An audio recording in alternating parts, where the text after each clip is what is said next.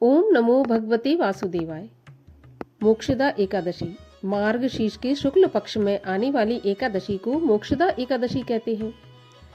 आज के इस वीडियो में आप सुनेंगे मोक्षदा एकादशी व्रत की कथा।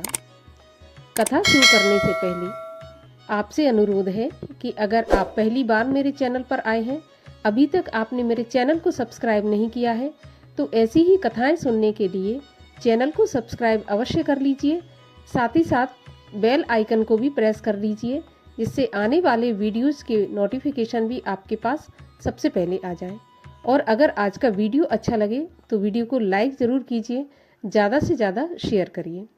तो चलिए शुरू करते हैं मोक्षदा एकादशी व्रत की कथा। युधिष्ठिर बोले, देव देवेश्वर, मार्गशीर्ष मास के शुक्ल पक्ष में कौन सी एकादशी होती है, उसकी क्या विधि है तथा उसमें किस देवता का पूजन किया जाता है, यह सब यथार्थ रूप से बताइए।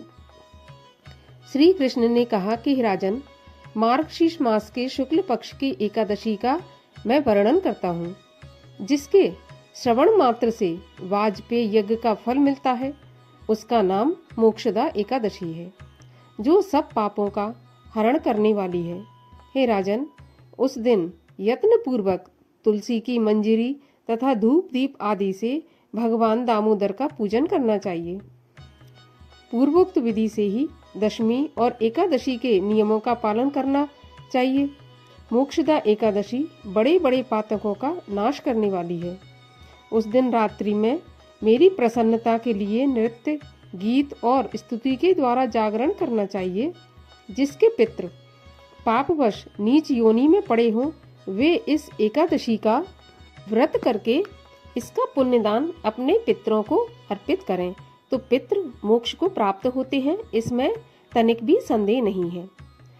प्राचीन काल की बात है, वैष्णवों से विभूषित परम रमणीय चंपक नगर में वैखानस नामक राजा रहते थे। वे अपनी प्रजा का पुत्र की भांति पालन करते थे। इस प्रकार राज्य करते हुए राजा ने एक दिन रात को स्वप्न में अपने पितरों को नीच योनि में पड़ा हुआ देखा। उन सबको इस अवस्था में देखकर राजा के मन में बड़ा विस्मय हुआ और प्रातःकाल ब्राह्मणों से उन्होंने इस स्वप्न का सारा हाल कह सुनाया। राजा बोले, हे ब्राह्मणों, मैंने अपने पितरों को नरक में गिरा हुआ देखा है। वे बारंबार रोते हुए मुझसे कह रहे थे कि तुम हमारे तनुज हो, इसलिए इस नरक समुद्र से हम लोगों का उद्धार करो। हे ब्राह्मणों, इस रूप में मुझे पितरों के दर्शन हुए हैं।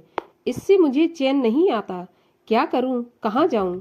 मेरा हृदय रुंधा जा रहा है।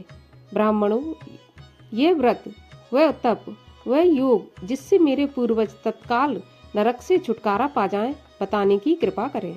मुझ बलवान तथा साहसी पुत्र के जीते जी मेरे माता पिता घोर नरक में पड़े हुए हैं, अतः ऐसे पुत्र से क्या लाभ है? ब्राह्मण बोले, राजन, यहाँ के पास ही पर्वत पर मुनि का महान आश्रम है। वे भूत और भविष्य के भी ज्ञाता हैं। हे राजन, आप उन्हीं के पास चले जाइए। ब्राह्मणों की बात सुनकर महाराज वैखानस शीघ्र ही पर्वत मुनि के आश्रम पर गए और वहां उन मुनि श्रेष्ठ को देखकर उन्होंने दंडवत प्रणाम करके मुनि के चरणों का स्पर्श किया। मुनि ने भी राजा से राज्य के 7 अंगों की कुशलता पूछी। राजा बोले, हे स्वामी, आपकी कृपा से मेरे राज्य के 7 अंग सकुशल हैं, किंतु मैंने सपने में देखा है कि मेरे पितृ नरक में पड़े हैं। अतः आप बताइए कि किस पुण्य के प्रभाव से उनका वहां से छुटकारा होगा। राजा की ऐसी बात सुनकर मुनि श्रेष्ठ पर्वत एक मुहूर्त तक ध्यानस्थ रहे।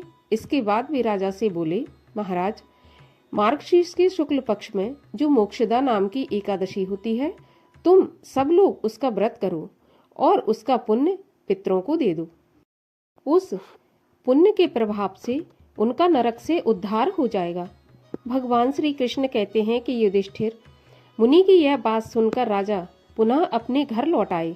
जब उत्तम मार्गशीर्ष मास आया, तब राजा वैखानस ने मुनि के कथन अनुसार मोक्षदा एकादशी का व्रत करके उसका पुण्य समस्त पितरों सहित अपने पिता को दे दिया। पुण्य देते ही क्षण भर में आकाश से फूलों की वर्षा होने लगी। बैखानस के पिता पितरों सहित नरक से छुटकारा पा गए और आकाश में आकर राजा के प्रति यह पवित्र वचन बोले कि बेटा तुम्हारा कल्याण हो। यह कहकर वे स्वर्ग में चले गए। हे राजन, जो इस प्रकार कल्याणमयी मोक्षदा एकादशी का व्रत करता है उसके पाप नष्ट हो जाते हैं और मरने के बाद वह मोक्ष प्राप्त कर लेता है।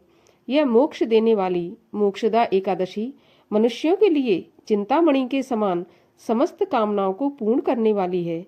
इस महात्म के पढ़ने और सुनने से वाजपेयी यज्ञ का फल प्राप्त होता है। ओम नमो भगवते वासुदेवाय। बोलिए भगवान श्री हरि विष्णु की जय। एकादशी माता की जय।